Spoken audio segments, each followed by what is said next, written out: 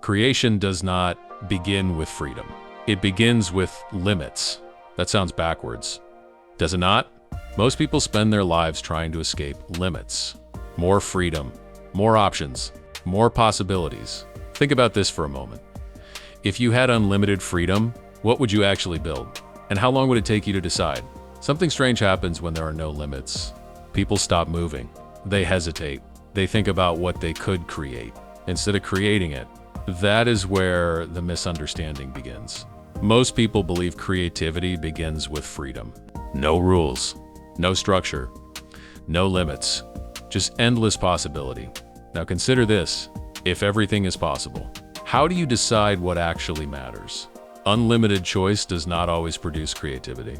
Sometimes it produces hesitation. Imagine standing in front of a blank canvas. No theme, no direction, no constraint, just space. At first that sounds exciting, but after a moment something interesting happens. Your mind starts searching for an edge, a frame, some kind of resistance, because without edges, nothing pushes back.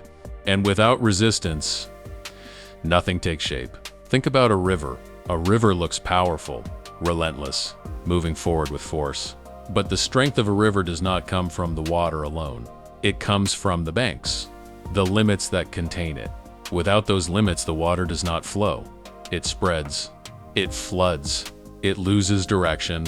The banks are the constraint, but the constraint is what creates the power. Something worth noticing is this: limits are not the enemy of creation. They are the beginning of it. Look at music. Music does not come from unlimited sound.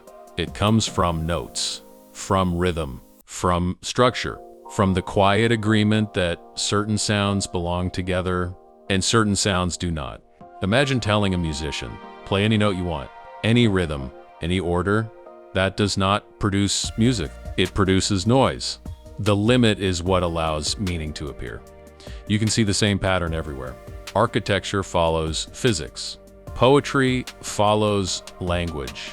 Storytelling follows form. Structure does something interesting to the human mind. It forces attention.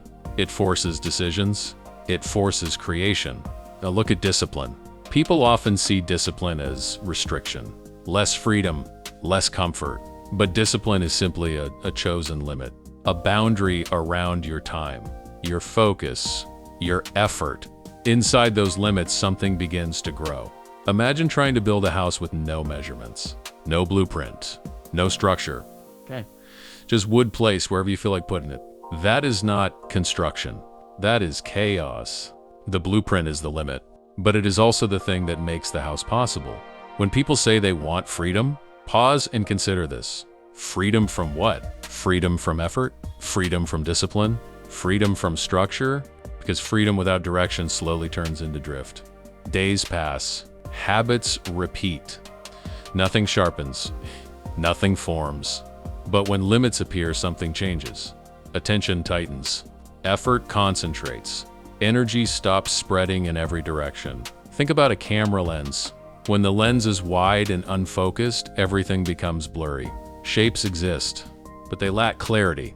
When the lens tightens, something changes. The image becomes sharp, defined, visible. The subject did not change. The focus did. Limits do the same thing to your life. They concentrate attention. They force effort into something specific. That pressure begins shaping something real. Here is the part people usually miss. Maybe the problem is not that your life has limits. Maybe the problem is that your limits are accidental, unchosen, random. So how do you actually turn limits into something useful? First, choose a limit on purpose. Most people live inside accidental limits. Distractions, other people's expectations, random habits. Instead of letting limits happen to you, define one. Limit the number of things you are trying to build. One project, one skill, one direction. When there are fewer paths, your energy stops scattering. Focus becomes sharper. Effort becomes deeper. The mind works better when it has fewer doors to walk through. Next, limit your time. Open time invites delay, but when time becomes narrow, urgency appears. A writer with unlimited time struggles to finish a page. A writer with a deadline finishes the chapter. Time limits force decisions. Decisions create movement. Third, limit your environment. Your environment quietly shapes behavior. If distraction surrounds you, discipline becomes difficult. If comfort surrounds you, effort becomes optional. Limit the noise. Limit the interruptions. Limit the easy escapes. When fewer distractions exist, focus becomes easier to access. Fourth, limit negotiation with yourself. Many people lose progress inside internal debates. Maybe later. Maybe tomorrow.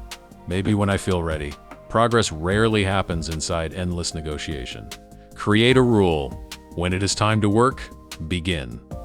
Not because you feel ready, because the rule exists. The limit removes the argument. Without the argument, action becomes easier. Finally, limit your attention to the next step. Not the entire mountain, not the final outcome. Just the next movement forward. Large goals create hesitation. Small defined steps create momentum. Momentum builds confidence. Confidence builds discipline. Discipline builds results. Suddenly, the limits that once felt restrictive begin producing something powerful. And this brings everything back to the start. Creation does not begin with unlimited freedom. It begins when something becomes defined, contained, focused long enough to take shape. A seed does not grow everywhere. It grows within soil, within pressure, within boundaries. Inside those limits, something begins to form. Roots, structure, strength. Without those limits, the seed remains potential. So think about this. What limits are shaping your life right now? And are they sharpening what you are building? Or quietly dissolving it? Because freedom might feel powerful, but limits are what actually build things.